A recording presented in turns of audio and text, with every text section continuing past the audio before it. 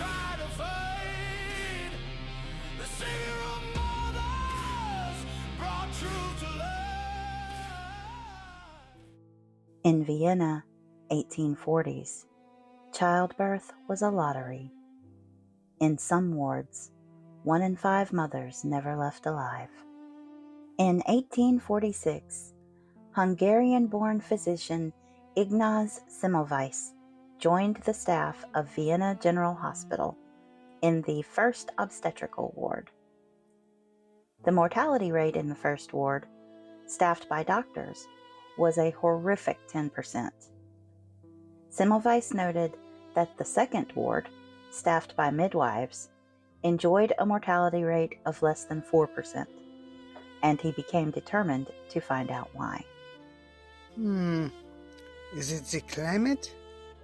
Perhaps the air is poisoned. Then why only in one ward and not the other? Medical theory of the day was strikingly limited, and the treatments were borderline barbaric. There was humor theory, which sought to treat childbed fever with bloodletting or castor oil. Then there was miasma theory, which blamed poisonous air. Semmelweis knew these couldn't explain the disparity in death rates, so he sought other explanations. Semmelweis considered several variables: bad air, birthing position, even whether the priests passing through to give last rites were shocking the women to death. Nothing seemed to make a difference. Finally, the eureka moment. A colleague died unexpectedly of sepsis after being injured whilst performing an autopsy. Semmelweis realized that the clinic's doctors also performed autopsies and then often went straight to the delivery room. They carried that on their hands. Semmelweis proposed that there were some unseen cadaverous particles which the doctors were unwittingly transmitting from corpses to living women. Invisible poisons? Ghosts? No, particles of decay. Wash your hands, and the mothers will live. His method was simple. Doctors should wash their hands in a chlorinated lime solution immediately before attending to any patient. The deaths plummeted from nearly 10% to barely 1%. Incredibly, rather than praise his discovery and results, Semmelweis's colleagues were mortally offended that he would suggest they had unclean hands, or that it was their actions bringing deaths. From their perspective, they were life-bringing gentlemen saviors, far above the death and decay in which they worked daily. You shame our coats, Semmelweis. Medicine is not superstition. We'll base our treatments on centuries of theory, not these evil fairies you imagine. It is science. Look at the numbers. But the establishment refused. To admit Semmelweis was right was to admit they had killed thousands. As difficult as it is for us to understand today, doctors thought of themselves as lords, and being infallible was more important than saving lives.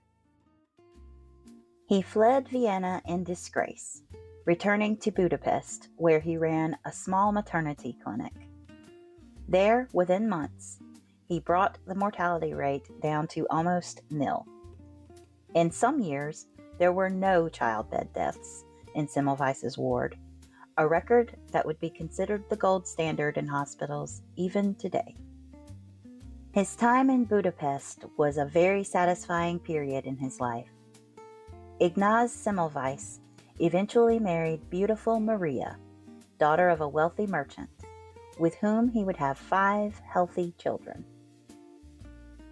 His results were real.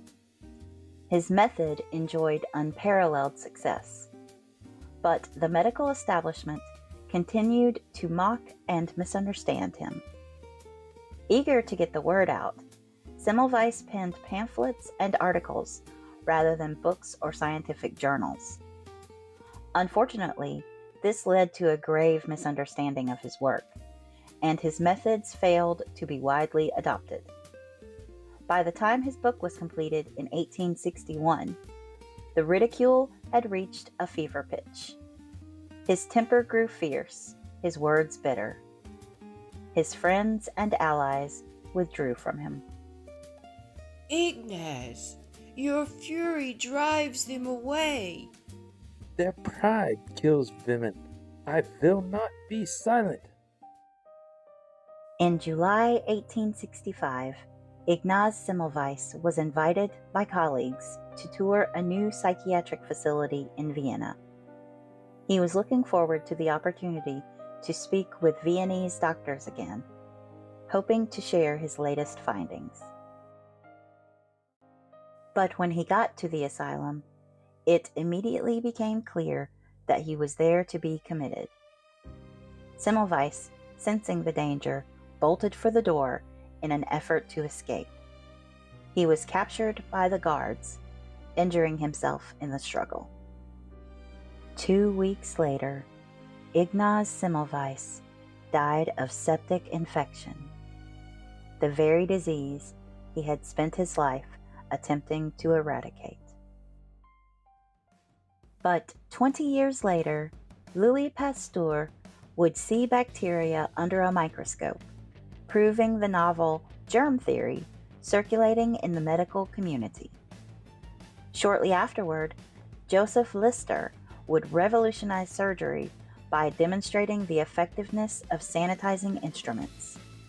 The medical establishment was catching up to Semmelweis's findings and method. Today, sanitization is the foundation of medicine. It would be unthinkable to attend a patient with contaminated hands or instruments. He arrived too early at the truth, but truth always catches up. Ignaz Semmelweis is remembered as the savior of mothers for his crucial research into sanitization and infection prevention.